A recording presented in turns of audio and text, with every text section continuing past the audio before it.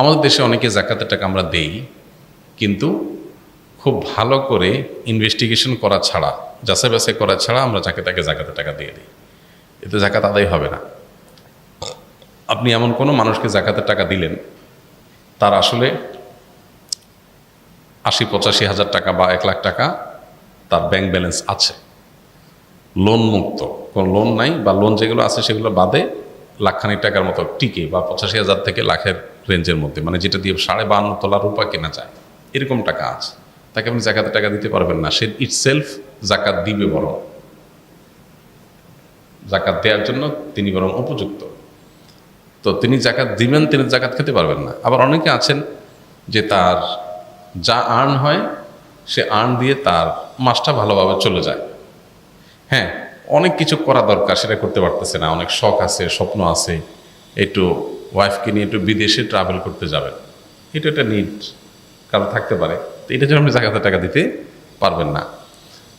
কারোর হয়তো সবই ঠিকঠাক মতো চলতেছে, কোনো অসুবিধা নেই, ছেলেটা বিদেশে পড়ালেখা করতে যাবে উচ্চশিক্ষার জন্য, এটা কোনো প্রিন্সিপাল নিডের মধ্যে পড়ে না, আপনি এর জন্য জাকাতের টাকা দিতে পারবেন না।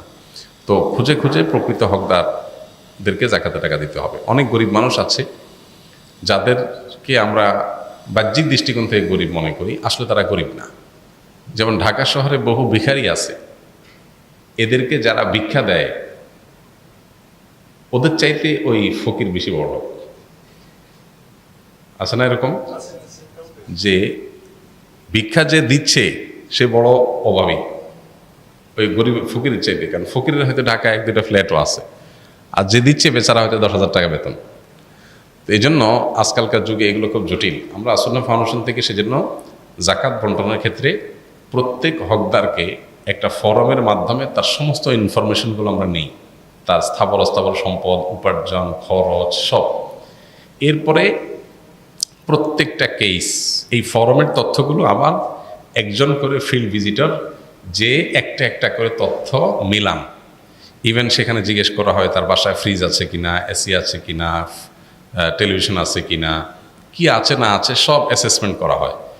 এই কাগজে অ্যাসেসমেন্ট যেটা, সেটাকে আবার ফিল্ডে একজন মানুষকে কোথায় যাবে কেউ জানে না, র্যান্ডমলি কাউকে পাঠানো হয়, সে যে সব তথ্যগুলো একটা একটা করে ভেরিফাই করে তারপর আমরা জাকাতের টাকা খরচ করি।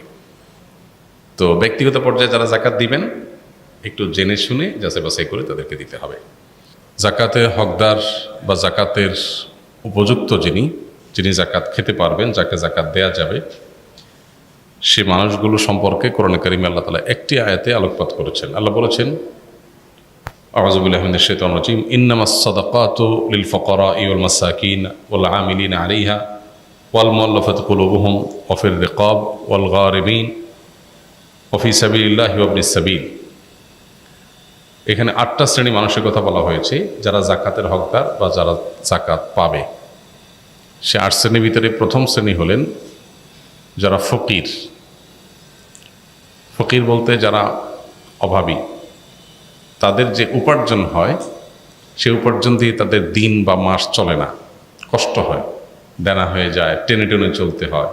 অর্থাৎ তাদের যেটা আছে সেটা দিয়ে তাদের একান্ত বেঁচে থাকার যে নিড প্রয়োজনীয় সেগুলো পূরণ করতে তাদের কষ্ট হয়, এরকম মানুষকে জাকাত দেয়া যাবে। আরেকটা হলো যে আল মাসাকিন, দ্বিতীয় শ্রেণী হলেন যারা কিছুই নেই, একেবারে নিঃস্ব, তাকে তো জাকাত দেওয়াই যাবে। ফকির এবং মিসকিনের সংজ্ঞা নিয়ে ভিন্ন রকমের সংজ্ঞাও আছে, মত পার্থক্য আছে, কিন্তু মোটা দাগে এই 2টা শ্রেণীর ব্যাপারে কোনো মত পার্থক্য নাই। যে জাকাতের হকদার প্রথমত যাদের কিছুই নেই, একেবারে নিঃস্ব তারা, দ্বিতীয়ত যাদের আছে কিন্তু যেটা আছে সেটা দিয়ে তার চলে না। এই চলেনার মানে কি?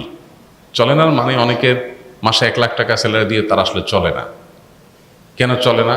কারণ তার নতুন আরেকটা গাড়ি কেনার শখ আছে, ওই টাকাটা এখনো জোগাড় হয় নাই, তার অভাব আছে। এই টাইপের অভাবই না, খেয়ে পরে বেঁচে থাকা, ট্রিটমেন্ট করা, যেগুলো মানুষের প্রিন্সিপাল নিড, সেগুলো পূরণ করতে পারে না সে, এরকম যদি অভাবী হয়, ধরা যাক তার বেতন 15,000 টাকা মাসে বা 20,000 টাকা মাসে, ঢাকা শহরে 1 রুমের বাসা নিয়ে বাচ্চাদের নিয়ে থাকে, কষ্ট হয়, তার খাবার দাবার আবাসন এটুকুর ব্যবস্থা করতে কষ্ট হয়ে যায়, হয় দেনা হয়ে যায়, আর না হলে অনেক টানাটানি করে চলতে হয়, এরকম মানুষকে জাকাত দেওয়া যাবে। 3 নম্বর হলো জাকাতের যারা উসুলকারী, তারা জাকাতের উসুল কারা করেন?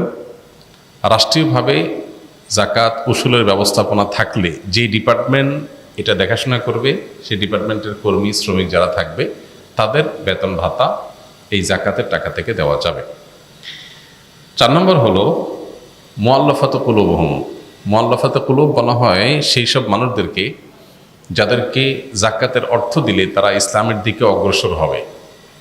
ধরা যাক কেউ নতুন মুসলমান হয়েছে, তাকে জাকাতের টাকা দিলেন ইসলামের উপরে অটল অবিচল থাকার জন্য।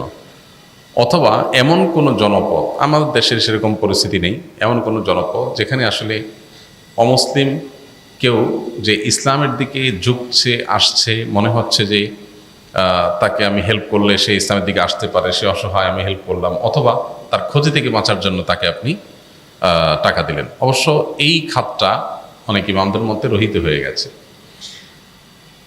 5 নম্বর হলো দাস মুক্তি। এটার অপশন এখন নাই। দাসীরা তাদেরকে মুক্ত করার জন্য জাকাতের অর্থ ব্যয় করা যাবে। আপনি ইসলামের বিধিবিধানগুলো দেখেন, কোরআনের আয়াতগুলো দেখেন, দেখবেন মানুষকে দাসত্ব থেকে মুক্ত করার জন্য ইসলাম বহু আয়োজন রেখেছে। আপনি কোনো একটা ভুল করেছেন, অন্যায় করেছেন, এটার ক্ষতিপূরণ কাফারা দাস মুক্তি। এই যে আপনার কোনো দাস, কোনো দাসী তার মালিক থেকে মুক্ত হতে চায় টাকার বিনিময়ে, তাকে আপনি জাকাতের টাকা দিয়ে মুক্ত করতে পারবেন। মানে মানুষকে দাস মুক্তি থেকে, দাসত্ব থেকে মুক্তি দেওয়ার জন্য ইসলাম নানামুখী আয়োজন রেখেছে। 6 নম্বর হলো ঋণগ্রস্ত ব্যক্তি, গারিমিন, যারা কোনো কারণে তাদের মৌলিক প্রয়োজন পূরণ করতে গিয়ে লোন হয়ে গেছে, ঋণ হয়ে গেছে, সে ঋণ পরিশোধ করার সামর্থ্য তার নাই। গরিব মানুষ, ট্রিটমেন্ট করতে করতে অনেক টাকা দেনা হয়ে গেছে, তাকে জাকাতের টাকা দিতে পারবেন। অথবা তার মৌলিক প্রয়োজন পূরণ করতে গিয়ে দেনা হয়ে গেছে। কেউ ব্যবসা সম্প্রসারণ করতে গিয়ে দেনা হয়ে গেছেন, তাকে জাকাত দেওয়া যাবে না। তার এই ঋণটা বাণিজ্যিক কমার্শিয়াল লোন, এটা তার প্রিন্সিপাল নিড পূরণের জন্য লোন না। 7 নম্বর হলো সাবিলিল্লাহ, আল্লাহর রাস্তায়। আল্লাহর রাস্তা বলতে জিহাদকে উদ্দেশ্য করা হয়েছে। কোনো কোনো আলেম এটাকে ব্যাপকভাবে যে কোনো দিনের কাজ, দাওয়াতের কাজকেও এখানে সামিল করেন। মূলত এখানে জেহাদকে মিন করেছে। জেহাদ যদি চলমান থাকে, সুযোগ থাকে সেখানে জাকাতের টাকা দেওয়ার, সেখানে জাকাতের টাকা দেওয়া যাবে। সর্বশেষ খাত হলো ইবনুস সাবিল বা পথিক, মুসাফির, যিনি সফরে আছেন কিন্তু তার সফরে কোনো প্রয়োজন হয়েছে, তখন তিনি তার মূল জায়গাতে অনেক টাকা পয়সা আছে, তিনি জাকাতের হকদার না, সচ্ছল মানুষ, কিন্তু এই মুহূর্তে তিনি ট্রাভেলে আছেন, এদিকে তার নিড হয়েছে, তো যতটুকু নিড আছে ততটুকু তিনি জাকাতের টাকা থেকে নিতে পারবেন যদি তার সাথে টাকা পয়সা না থাকে। এখন আজকালকার যুগে আমরা যারা ট্রাভেলে থাকি, আমাদের সবার সাথে visa card, master card, ATM card থাকে, আমরা দিলেই টাকা বাইর হয়। তো এরকম যদি হয় যে আমার আসলে নিড পূরণ করার ব্যবস্থা আছে, তাহলে আবার আমি মুসাফির মানুষ জাকাত খাওয়া শুরু করে দিলাম, এটা করা যাবে না।